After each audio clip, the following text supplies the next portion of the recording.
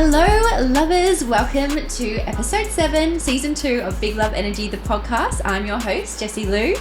Today, we are talking about being a heart-driven woman with Carly, CEO of Baby Give Back. We are joined by the incredible Carly for a beautiful chat to hear how this heart-driven woman was built one of Australia's most recognisable charities, Baby Give Back. We go into the obvious topic of the charity, but I really want to know today about the woman behind the beautiful business, how it came to be, what drives her, motivates her, and the growth that she's had to go through in order to, deliver such an amazing charity that helps us help others. If you don't know about this charity, I'm so excited for you to learn more about it. It's one that I've really seen grow over the last 6 years, and I'm so proud to even have anything to do with them, but literally it's a really interesting chat, and we do talk on some pretty heavy topics, so a little heads up for that, but please do listen and enjoy. Hello, lovers, and welcome. Today we have the amazing Carly Fradgley in the house. Welcome. Hello, thank you for having me. I'm so thrilled to have you here, honestly. Thank you so much for taking the time to come on the show. You are honestly one of the most fearless, driven, capable women I have the pleasure of knowing for quite some time now. And I remember being at the grassroots of stages of Baby Give Back at the first event, and I remember it vividly. I remember clearly and instantly falling in love with your mission, and we will go into that beautiful story of how that came about. But firstly, I want to know a bit about you for the listeners, a little elevator pitch, a little background and core for the listeners.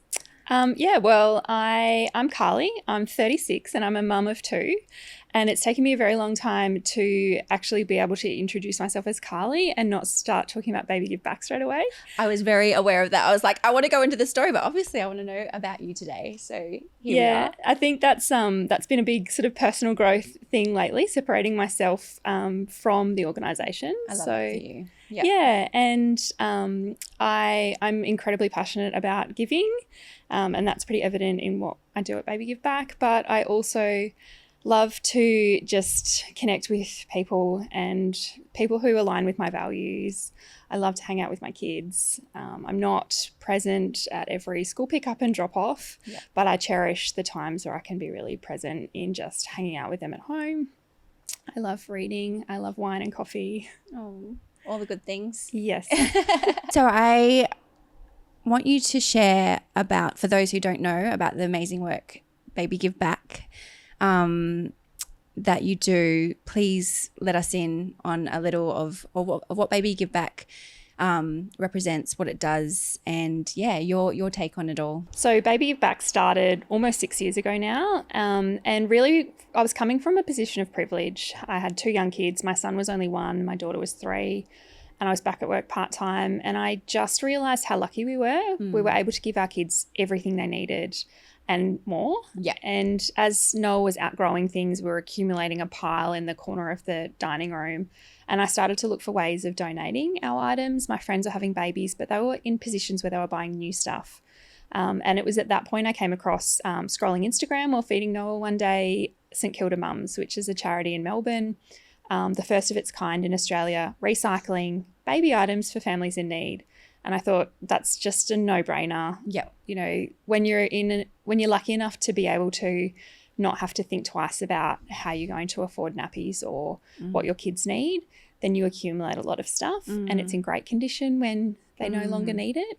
So I had some space in the back of the garage, and I naively thought it was something I could do as a hobby around my part-time work and my young children.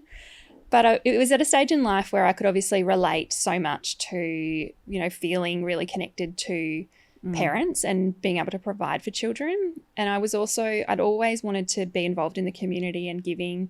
And I had looked for volunteer opportunities and couldn't find anything that I could do with my kids. And I wasn't able to put them in extra childcare just to volunteer. So it became something that I could start as a hobby myself, grab some other friends who were involved. And my house became the first location of Baby Give Back. we started collecting items. That was the easy part. There were so many families who want to donate. I was probably pretty trusting and naive in just plastering my address all over social media, and people were just dropping off donations. But we realised right from the start that none of us are social workers. I was a lawyer. Yep. We wanted to make sure that we were helping families in need. We knew that there was a need, but had no real idea of how to best support or the extent of that need. So we decided to partner with social workers and caseworkers. And that's been a really critical part of how Baby Give Back operates. So we don't help families directly, because a vulnerable family who needs a cot for their child and nappies and clothing might need other support, and social workers and midwives and child health nurses and any kind of family support worker, they're qualified to be able to connect with that support. So our job is to provide the material aid in partnership with them so they can help families in a more holistic way and help to break the cycle of disadvantage that's affecting them. And 6 years on, it's much more than a hobby. We've helped over 20,000 children. Which is it's something that I'm really proud of, but it's so much more than just 20,000 kids. That's 20,000 kids that have directly been provided items, basic essentials for hygiene and safety, but it's also parents and caregivers who have been given that sort of virtual hug from the community and been shown dignity and compassion when they need it most, and the opportunity to feel worthy of accepting the community's support. And it's thousands of supporters who have donated what they can, whether it's money, whether it's time, whether it's a $2 packet of baby wipes, whether it's a packet of nappies in their groceries, or some clothing that their child has outgrown. And I think to be a part of a community and directly seeing the benefits of giving, I can say that there isn't a person who hasn't donated something to Baby Give Back that hasn't gotten more out of it than what they've given. Absolutely. And to have a community that is filled with volunteers and people giving their time, and to see how much everyone gets out of that. Myself personally, it's one of the greatest gifts that I get from leading an organisation like Baby Give Back, is that there is a village, and when you need that village, no matter what you need from it, there are people there who see you and who have your back and support you and wrap around you. And together, that connectedness means that we're so powerful in being able to support those who are vulnerable. It's honestly so special, so powerful, and it is the epitome of big love energy. What you guys do is I can't even fathom how you must feel day to day, knowing that I've had very little to do with, like, I do what I donate what I can. Over the years, I've been to events, and every time that I see you guys in full flight, living out your day and doing what you do, you easily get emotional. I don't know how you keep it together most of the time, but hearing even case study workers share their story and what Baby Give Back does for the community on such a wholesome level of just like immediate help, people that are struggling, it is just, there's no words to what you guys are able to provide. And that's the idea of it becoming something out of your garage 6 years ago and doing what it does today is just phenomenal. You're truly amazing. You're honestly truly amazing. I would love to, hear a personal, I wouldn't say favorite, but a personal, a case study that's directly sort of affected you in a way that sort of demonstrates the level of care and work that your charity provides. Is there making me cry already?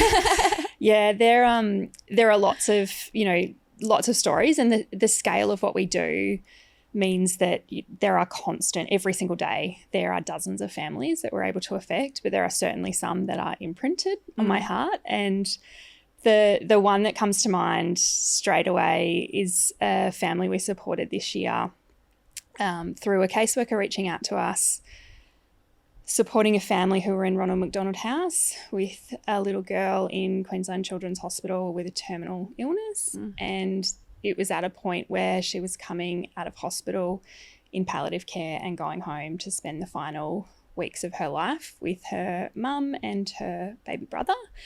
And the caseworker reached out to us, unsure of whether we were able to help in that circumstance, but wanting to maximise the last couple of weeks and make that family be able to have the best memories that they could in the most amount of time. And they needed some specific items that weren't able to be provided by the hospital or anyone else. There were other organisations supporting them, but we were able to give a double pram so that they could have a few more moments outside with the mum on her own with the 2 kids, and to be able to provide a supply of pull-up nappies and things like towels. Because of being through chemotherapy, they needed to change the bedding, up to a dozen times in a day. And to be able to work closely with the other caseworker and receive messages from the mum in knowing how we were able to make her life a little easier at the most devastating and difficult time. And it was a scenario of seeing our community get into action. Yeah. And when we were asked to help, I saw one of my team members go straight to the shops to buy a Polaroid camera and film so that they could make some memories. And I saw volunteers continually asking me every day if there was anything else that they needed. And we got a really beautiful message from the mum after the little girl passed away. So knowing that we did actually provide some help and that there was nothing that any of us could have done to change the outcome, but to give them some memories and to make mum's life a little easier and to take one less worry off her plate at that time is one of the greatest privileges that you can have. Far out. I can imagine it being, it'd be very hard not to take that home and see your own kids and it would just be the fragility of that whole situation. It would just be a constant reminder of how, I know with the work I do dealing with a lot of people's grief, like it makes me love life even more and be more grateful than ever. Reminds you how like fragile life is, right? That's right. Yeah, on the daily. But yeah, I never had thought, like, I know that a lot of the work you do, it's like you're trying to help the outcome because you're hopefully trying to change that trajectory of that family's life in the way that, it's all going to be okay. But for this situation, knowing that, it had already set out the path of the little girl was going, but just to be able to enhance that time and know that even with the sad ending that you were able to make a difference, like that's just heartbreaking but beautiful at the same time. Yeah. And courage is a core value of Baby Give Back. And as soon as I think about Big Love Energy, for me that's in respect to Baby Give Back, it's courage, and it's doing whatever it takes and being willing to harness the power of community and the outcomes that you can see from that make it, whatever we do, it's worth it times a million. Oh my gosh. Oh, honestly, I just think that going back to the subject that we chose for today, heart-driven women, I just think for you to honestly see what so many people see in the world, like there's so many issues and dramas, and for you to have actually gone, I'm actually going to do something about it. Is that something that you have always had in you, that even as a little girl, young Carly back in the day, was that something that you've just always been drawn to do? I think so. Yeah. It's something I'm 36 and I've been reflecting a lot. It's been a really, really difficult year, and a year where I've probably had the most personal growth. Okay. Because for a number of reasons, but when I think about, people talk about in your 30s is really a time for getting to know yourself. Absolutely, and I agree. I started Baby Give Back when I was 30, and I look at things now and think about young Carly, and as a child I was incredibly shy to a point where my parents were actually worried about me in social interactions because I was really insecure. I would sit in a corner and read a book, and but I did really well at school. I was smart, And I've always been incredibly driven. And I don't know where that comes from exactly, but I've always had to be doing something towards achieving a purpose. Okay. And at school, that was to, get good marks at school and get into university. And I wanted to become a lawyer, and I did that. But there was always something playing in my mind that I have a bigger purpose in me. And even working as a lawyer and progressing up the ranks of a law firm, I can remember quite clearly being asked one day by someone in HR whether I wanted to be a partner. And my immediate gut response was no. And it came out of my mouth before I even had a chance to stop it and be a little more strategic about the conversation I was having. But it's something that's a memory that I come back to, because at the time I would randomly Google jobs at World Vision, and I was the person that would always buy people a chicken for Christmas or a goat for a family in Africa. And right. I didn't know what you meant by that. It's like a barbecue chicken. No, they get a card that you've bought a chicken for someone. Yep. In a third world country. That's why you are you. That is beautiful. That is, wow, I didn't know you could do that. I think there's always been something in me that has realised that I have a really big capacity to give, and I think everyone has a capacity, and if we don't fulfil our capacity to give in our community, then we won't be happy. And it's really difficult for people to realise that, I think, because it's easier to get caught up in the busyness of life, and giving seems like another thing to do. Yeah. But actually, and no matter what your capacity is, the capacity will change throughout your life. But what I realised is that my capacity is big, and if I don't fulfil that capacity to give, and even though that giving is so big that sometimes it makes me uncomfortable, then I'm not happy. And I'm driven by achieving a purpose, and that purpose is beyond me. So it's something that I've been able to reconcile the sacrifices that are involved in growing a community like Baby Give Back. Yeah. It's not a job. It's not even just a passion. It's a lifestyle. Yeah. And it's a lifestyle that my whole family has had to buy into. Yeah. My husband and I are on the same page that, his job brings in more income for our family, and we have a lot of security because of that. Yeah. But as a family, we consider my job the more important one. Yeah. And my kids understand that I'm not there at the school pickup every day, in fact at all, most of the time. And I'm not home as much with them, but they understand what I'm doing, and they understand the purpose of Baby Give Back. And they're also starting to appreciate, I think, what it teaches them. Yeah. They're 7 and 9, and they are growing into really incredible community members. And it's such a huge benefit to our whole family that they get to grow up around this community. Oh, far out. The whole family, honestly, I just think that so many people could learn from the sacrifices you've made. And it is like you do know when you aren't giving back that something feels like it's missing, and it might be a little voice on the shoulder going, you've got to do better. And so for you to be able to make so many sacrifices, so it does make it easier for people to give back in their own way.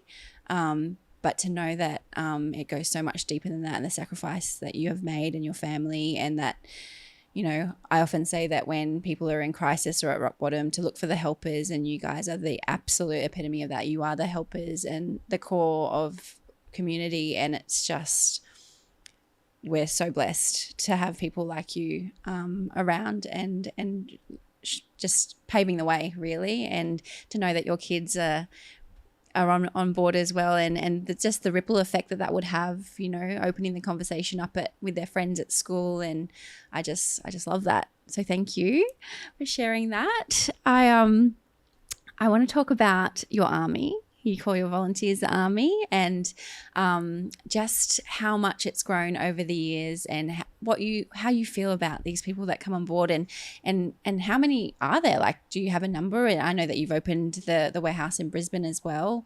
and just the ripple effect, how far it goes, and I can imagine there's plenty more that we don't see that have so much to do with the amazing charity that is Baby Give Back. Yeah, the volunteers are the lifeblood of our village. Yeah. And I think it's one of the benefits that you really have to pay attention to see how deep it goes. We've got over 400 volunteers across Brisbane, Gold Coast. We have volunteers who help us from home, professional services. We have so many people who are, ambassadors for us in the community. Yeah. There's an amazing woman I connected with on Instagram who's in Perth and sends us, will online shopping, support us, sends me wonderful messages on Instagram. And the benefits of having such an engaged group of volunteers is that's how we deliver support to vulnerable families. But it goes so much beyond that. Yeah. And I see how much everyone gets out of volunteering. And one of the things that's really important to me is that Baby Give Back is a place that's really inclusive for volunteering, no matter what you have to give or how much time. So we don't require an ongoing commitment or regular commitments. We are a place where people can just turn up, and we're a really safe place. So sometimes we have volunteers who are turning up because they actually need something from our village, and sometimes it's just a safe place to be. Wow. Sometimes it's new mums who need to actually lean on a village and need to just be in an environment where there are people around them who are all givers. There is so much diversity in our volunteers, although it's about 97% female. So there's that strong female energy, which is why it's such a nurturing environment. Yeah. And it's a community that engages. So last year, my parents were traveling around Australia, and I have relied on a huge amount of support from my parents, and they actually live on the same property as we do. So them traveling was a really huge impact on me and my family and my kids. And I saw, without having to ask for any help, I saw a network of grandmas engage, and my family had these grandmas out of our volunteer village who were checking in on me, who were messaging my mum to let her know that they were looking after us. My son was going through some times of anxiety at school and having a bit of a rough time of, adjusting to grandma and papa being away and start of the school year. And I was turning up at work after school drop-off in tears some days, and I was receiving messages of support in the morning saying, "You've got this." Yeah. I'd turn up and there were people asking how we were going. And that's not just for me as the leader of the organisation. I see that support for everyone. Yeah. And they say that it's really important to have diversity of people around you. And, it's actually really difficult to curate sometimes. If you're not really conscious about it, you can end up, in your working environment, in your social life, where you might sort of be around people who are, within 10 years younger than you and 10 years older than you, and, similar life circumstances and backgrounds. But being in a volunteer organisation, there are people with all sorts of different life experiences. There are people from all different age ranges and all different backgrounds, and it's such benefit to anyone being around that kind of diversity and being able to listen to people's perspectives and stories, and in a way and where you can work alongside them, knowing that you're achieving a greater purpose as well. Yeah. Oh, I keep meaning to come by to the warehouse, and it never bloody happens. But I watch your socials, and I just literally, I will get there. I promise I will get there, because just seeing all sorts walk through that door and come together for the greater good of the community, it's infectious. And the fact that it's available and on the Gold Coast is just, and Brisbane now, but do you have plans to go? You've got sister companies in sister charities down south? Yeah, there are sister organisations in Canberra, Victoria. Yeah. There's one in Sydney and Adelaide as well. Yeah, so just to know that, I think as the chaos of the last couple of years comes down, like I think people's want to actually give back to the community is there stronger than ever. And so to know that, you know, organisations like yours exist, I know that my desire has been slowly and surely building, and you know, the want to help more and even spread awareness is like, I just think there's so much to be said. Like I can see how much, I've got friends who volunteer and how much they get out of just being around your organisation on a day-to-day basis, because it is that female energy as well, and knowing that your packages that you curate and customise, even those little touches, like every, you know, sort of care package that goes out has a book, which I love, because what's the saying that you say, that every child deserves a safe start. And a part of that is just having a book being able to be read to them every night, because some kids don't have that. Yeah. And just that in itself, the simplicity of that makes you put everything into perspective. And so to be able to go to the warehouse and volunteer and give back to the community, but actually give back to yourself and putting in that perspective, I think is something that we all need to do. Yeah. Yeah. And it's, while, you know, Baby Give Back exists because there are really sad circumstances, and especially at the moment on the back of COVID and floods and the cost of living crisis, it's the worst we've ever seen. Yeah. We're seeing more horrific DV stories. We're seeing more devastating family circumstances, double the number of families that we need to help versus this time last year. Yeah. So that's the reason. But when you step into the warehouse and you are actually physically around what Baby Give Back is doing, it is so joyful. Yeah. And it is that positive and nurturing energy. And we exist because of these really sad situations. And there are some really deep social issues that we can't fix, but we can make things better for that family right now. And what we do is quite immediate. And it can be the difference. You know, we've been helping families, and the cot and the pram and the clothes we provide are the difference between them being able to keep the baby with the family versus having to go into foster care. And to be a part of things like that, you know that you're making such a huge impact and giving that child the chance to grow up in a family unit. So you can be a part of that. And every box, when we prepare the clothing boxes and the linen boxes, they're stamped with a Baby Give Back stamp and a space to write what the box is. And at the bottom it says packed with love by, and there's a space for the volunteer to write their name. Oh. And it's a really special touch, because as a volunteer, packing a clothing box, so much goes into it. It's curated to make sure it's tops and bottoms and summer and winter, and there's a hat and there's some new undies and socks and a book in there. And they present it so beautifully. They get to seal that box up and pop their name on it. And we got some feedback from someone who had received a clothing box recently, and she had been in a really horrible situation. She found a feedback form on our website and wanted us to know that she was in a position where she'd lost faith in humanity, in her words, and to receive a Safe Start box, which had essentials for the new baby, and a clothing box, and to see the volunteers' names on the boxes. She said that's when she knew there were real people who really cared about her, and that restored her faith in people. So little touches like that are so important, and that's the direct example of what it means to someone receiving that box. But I can also tell you that the smiles that I see on a volunteer's face when they're writing their name on a box, and what they're getting out of it at that end as well, it's something that's simple, that's actually just a little bit of love that's floating around the community now. Oh, and I'm so happy we are having this conversation, because I know that probably like myself, there'd be people out there that's like, if I put myself in that situation where I'm going to help this charity, it might be really heavy. If I've already got stuff on my plate, and it's going to add to that heaviness, but to know that it's such a beautiful, loving space where it's actually giving back, giving back, but giving back. It's so wholesome and so all well-rounded that I think hearing that come from you, and knowing that it's such a joyful place, which you just would not imagine, like that's so powerful and so beautiful. And all right, 2023 is on. Well, my sister's just had a baby, and That's what I've said to her. If you're having a hard day, just turn up at Baby Give Back. And amazing. I work full time. I would love to spend every day just hanging out with my niece. Yeah.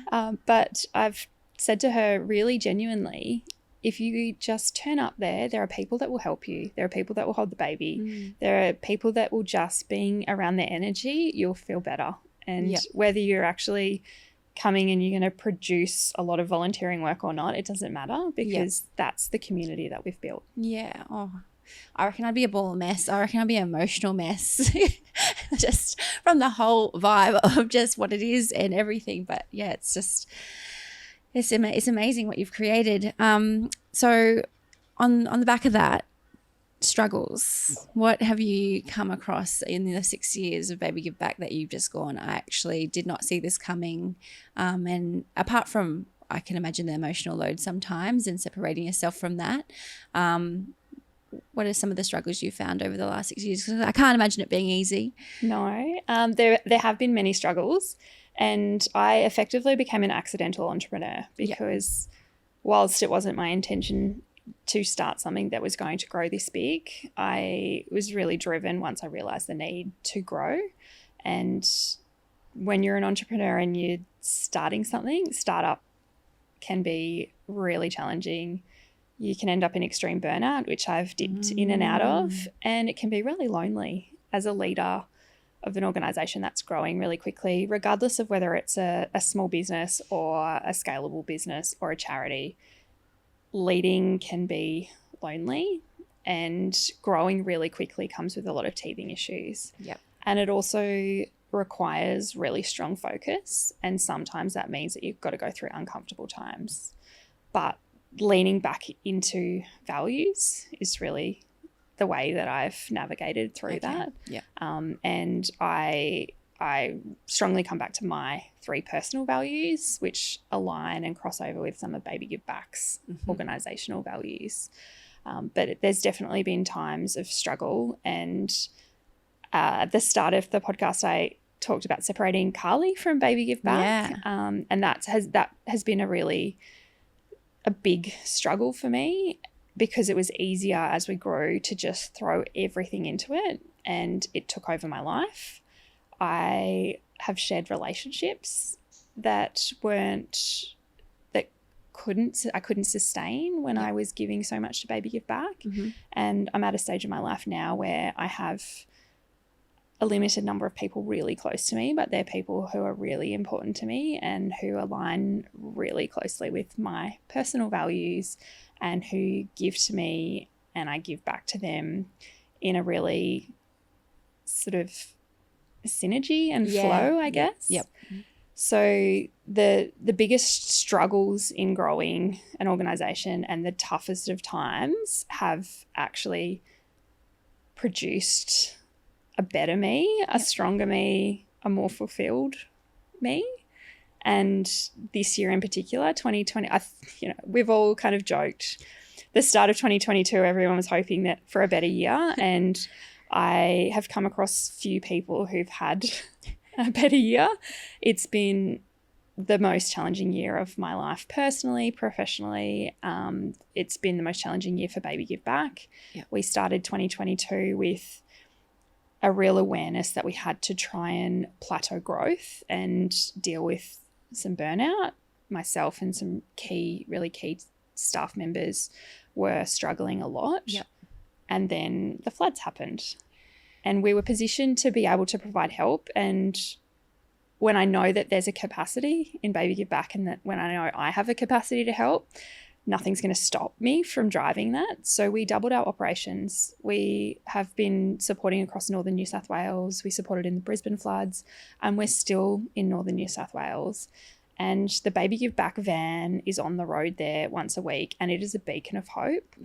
And it was the right decision to make to scale the way that we did, but it certainly came with challenges, and we're still working through the challenges of growing so quickly.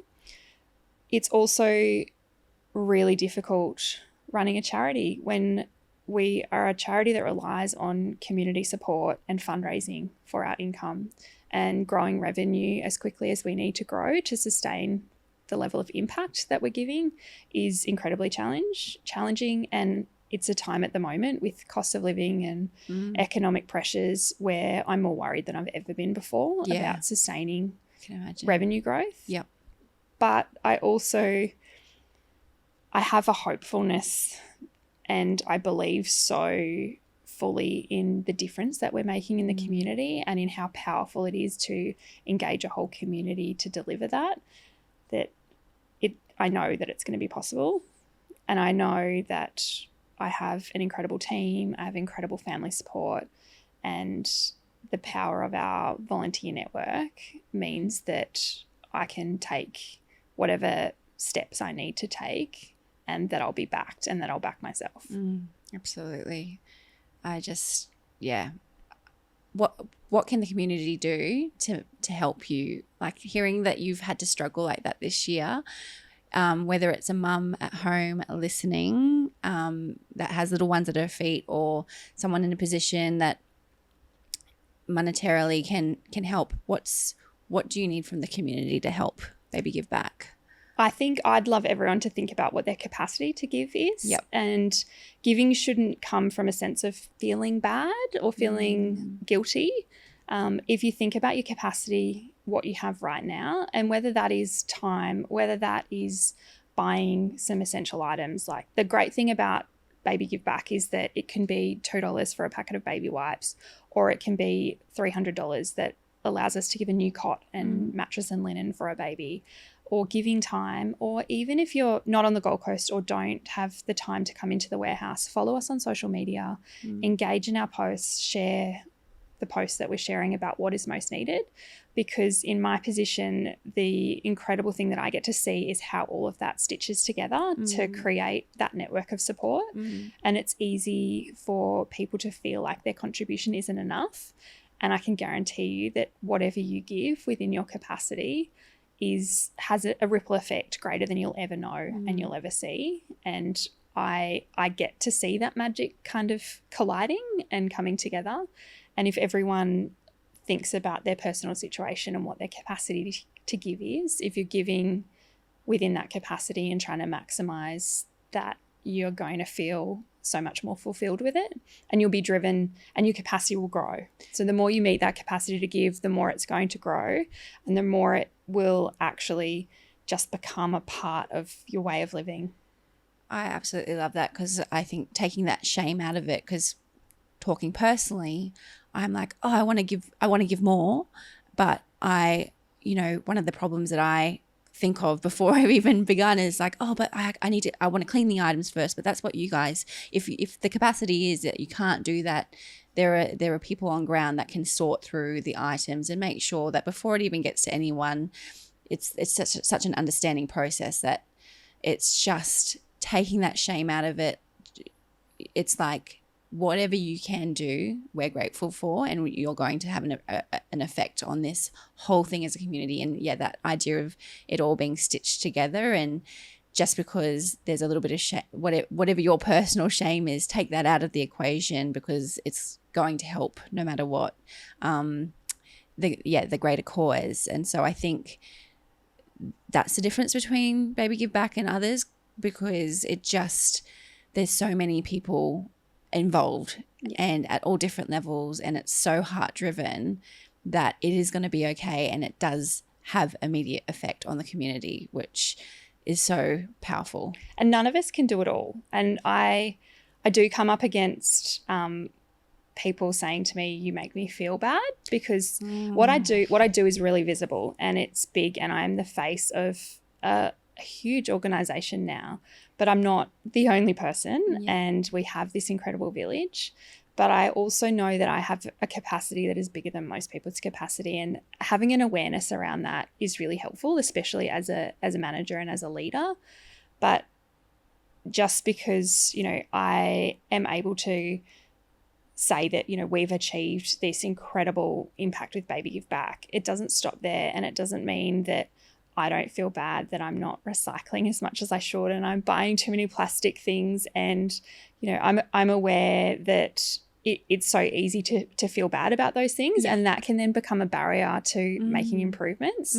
And so I try to remind myself and think about when I'm talking about Baby Give Back to make sure that we're really inclusive for everyone to be able to take those steps. And no matter what it is, if it's, you know, for me it was cutting out plastic straws and then trying to reduce single-use coffee cups. But, you know, I don't compost and I don't do all the other things, but I do what I can. And none of us can do it all. But as long as, you know that you're reaching that capacity of what you can do. Yeah. Oh, it's just that whole little by little, like making a difference. And I do like that capacity that you say that you have. I've seen you I've been to I think I've missed 1 year of your events, and you do an amazing, incredible high tea, like a morning tea, and then there's a lunch as well, amongst other events throughout the year. And every time I see you talk, you always are very humble in your way, that you're like, I know I'm the face, but it literally is not me. It's the people around me, but it is, I think, your smarts, your heart, just that leadership to say, no, we're doing this. We can actually make a difference here, and you providing like that ripple effect to be able to help. I think you're one in a squillion. So I need you to take that credit where it's due. There's a poem by Atticus who I follow on Instagram, and I love a lot of his poetry. Yes. And it says, dare to believe the whispers in your ear that you might be different and that someday you might change the world. It's us, you see, the ones who listen, who are going to change the world. And I think that's something that I've got printed in my office at home, and I've got it on the wall at work as well. Yep. And I think that there's elements of that are relevant to everyone, and not everyone's going to change the world in a, Michelle Obama kind of way, but every one of us can change the world around us in a positive way. Yep. And if you can bring it back to those small things, and if you just dare to believe that, every one of us has a voice at some point in our head encouraging us to do something. Yep. And it's so easy to squash it and to have excuses or to lack the confidence. But if you can just like turn it up instead of turning it down. The courage, the courage, it's everything. And I think you are so you are so courageous. I don't even have the words, but you are so courageous to for hearing that you came from such a background where you were quiet, to seeing who you are today and the effect you're having on the community, like the courage and growth that you've shown over the years. Like I'm proud of you. Well, courage and growth are two of my core values. Well, that would make sense. What are your others? Generosity. Oh. So for me, generosity is about like being generous to myself and others, obviously, but also having a generous interpretation of others' actions and words. And that has been something that has really helped me to grow, being able to really place that lens of generosity over how others are acting and treating me and people around them. Yep. Such a, interesting way to look at it. Yeah, generosity in the way people behave. Yeah, no, honestly, that makes sense. So courage, generosity, growth. Love it. I'm going to move on to love letters because we had some questions come through for you, and I'm interested to know your answers. Love letters. The questions we have: what motivates you, apart from the obvious, but core answer there? What motivates you? I think my kids the most, other than the obvious cause of what we're achieving at Baby Give Back. It's my kids and the way that kids see the world and the things that excite them and the things that motivate them remind me of what's really important. They have a way of just distilling things in such a simple way. To add to that, do you feel like you would see so much generational cycle, like this cycle of like, when will it end? You would see the same tragedies, traumas happening day after day. Do you ever get to a point where like, if I keep doing this for long enough, we're going to break the cycle somewhere along the way? Do you ever get that feeling of like, this can go more on a cellular level? That gives me goosebumps because that's the biggest driver for me. Yep. And the stories we see coming through, more often than not, the caseworker's telling us that the mum that we're helping has come out of a childhood abuse and trauma and the foster care system. So it is a cycle that we're seeing. Yep. And the hope is that every single order that goes out to a family gives them a chance of breaking that cycle, and knowing that we can be helping a mum leaving domestic violence, giving kids books. And sometimes we hear that they haven't had books in the home before.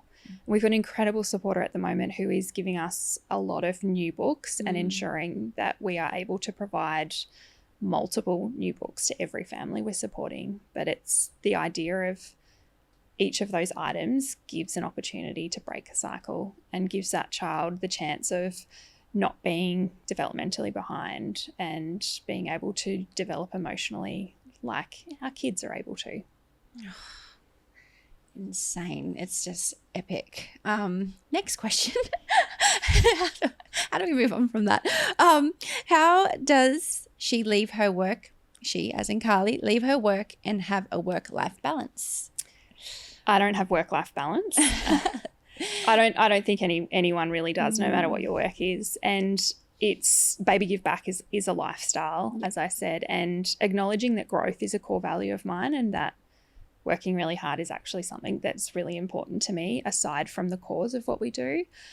I don't leave it at home, but I'm getting better at switching off sometimes to be more present with my husband and my kids. But it's not as difficult as it would seem externally because of, how we've talked about how joyful the warehouse is. And actually my daily work life and, what my day looks like, what my day will look like today is going back to the warehouse and seeing people who I absolutely love to see, who are volunteers that are there every Thursday, and they'll ask me about my kids and I'll ask them about their grandkids. And it's knowing that we're making that tangible difference to so many families every day makes it easy to go home at night and sit on the couch with my laptop or sometimes not. I'm actually getting better at not working every single night. I'm with you. Like it's a work in progress, but I get that when you love what you do so much and you do make it your lifestyle, it doesn't really feel like you need that work-life balance as such, do you? Yeah. And it's like anyone who is an entrepreneur or has their own business. You can't ever completely switch off. No. You have responsibilities beyond what you have as an employee. Yeah. So there's that coupled with, I get to go to sleep at night knowing that, especially the scale we've reached, that there's a couple of hundred kids every single week that have been supported by Baby Give Back. Oh my gosh. The love that you must have in your heart, which leads me to this question, which we did touch on before, but I will ask it again. Are you proud of yourself? I am. And I'm proud of the personal growth that I've had, particularly lately, because I would have deflected that question and immediately replied about how proud I am of Baby Give Back and of our volunteers and our team. But I'm actually really proud of me, and I'm proud that I've been able to step out of some of the burnout and grow as a leader and grow personally to a point where I can see that I am more sustainable as Baby Give Back grows and that I am not going to sacrifice myself. There have been times over the past few years where I've viewed myself as sacrificial and that the cause and the number of families we were helping was more important and it was worth breaking me. And I realised that's not a way that we're going to sustain helping more families into the future, and that nothing is actually worth breaking me. No, we must protect this woman at all costs. very special. And I don't mean that to be like, you know, the society of blowing smoke up people's ass, but like literally there are special people in the world that are helpers, and what you are able to do and provide, I understand. And I'm so proud that you are able to identify, after seeing you many years, do that deflection and say that it's not me, it's not me.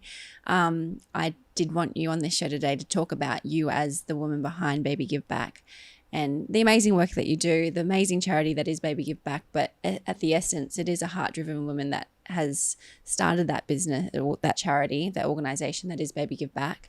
And without you, it wouldn't have been. And it's inspiring. It is absolutely inspiring on so many levels, as an entrepreneur, as someone that wants to help the community in whatever way, shape or form I can, at the capacity, and you giving that permission to be like, whatever capacity is enough, that's enough for us, because we are able to supplement in our way. That's what we're here for. So I wanted to have you on today to have that chat and just hear more about the amazing work that you do and spread that big love energy, because I know that the more people that know about this amazing charity, the more people we're going to be able to help.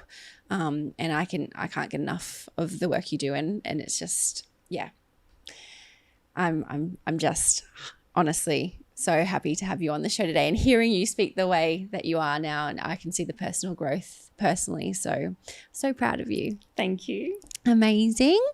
We are going to move on to our segment Flashback Faves.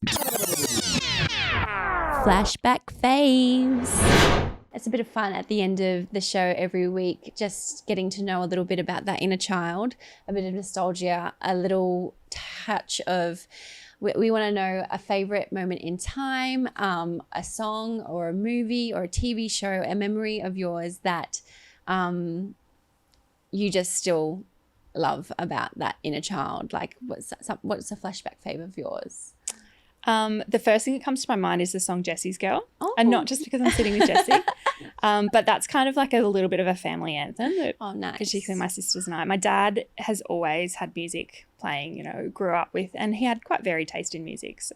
But I grew up in a household where there was just always music on. Amazing. And yeah, that's the sort of song that my sisters and I would put on and kind of belt out. None of us can carry a tune. Likewise. Yeah. And have a dance around and kind of like just bring back a little bit of silliness. Amazing. I've always been quite a serious person, and I'm really trying to bring back the fun more. Yeah. One of my goals this year was to just bring more peace, calm and joy into my life. Oh, I hear. Yeah, it's something that requires a conscious effort sometimes. Yeah. No, I want that for you. Yeah. I have to ask, do you have music playing at the warehouse? We do. Yeah. Yes. And I guess it probably speaks to the diversity of the volunteers. You can walk in one day and it's Spice Girls playing, and then the next day it's oldies, and then it's varied all the time. Amazing. Yeah, there was lots of Mamma Mia when Olivia Newton-John passed. We'll have Christmas tunes playing non-stop shortly. Oh, that would be such a vibe. I'm coming in. Words to live your week by. So we end the episode with words to live your week by. You did share that beautiful Atticus poem, which I love Atticus too. There's one of the very few poets. I don't even follow him on Instagram, but when I see his stuff come up, he is a prophet, honestly. But do you have anything else that you'd like to impart? I do. Yeah. My favourite quote is Maya Angelou. Do the best that you can until you know better, and when you know better, do better. And I think that probably ties into some of the conversation we've already had. It's something that my kids, as soon as I say, what does mummy say? They recite it back to me. Oh, really? But I think it's really important because it acknowledges that we're not going to get it right, and we're not going to always be doing the best. But when you know better, you can do better. And it acknowledges that ability to step away from defensiveness when you get something wrong. And particularly in, touchy topics. And when you think about racism and you think about all of those, equality in areas where we've been conditioned and we need to do better every single day, it's that allowance of you it's okay to have been doing your best yesterday, and what you know today means you can do better, and doesn't mean that you were a bad person yesterday. Growth. Love it. Ending on that. Wow. Go live your week, people. Honestly, Carly, thank you so much for coming today. That was like an hour chat. It went so quick, right? It did go really quickly. Yeah, no, I could honestly listen to you talk about the beautiful work you do at Baby Give Back all day, every day. It's just to see a woman doing what she does the way that you do, and so humbly, but growing at the same time. I'm proud of you.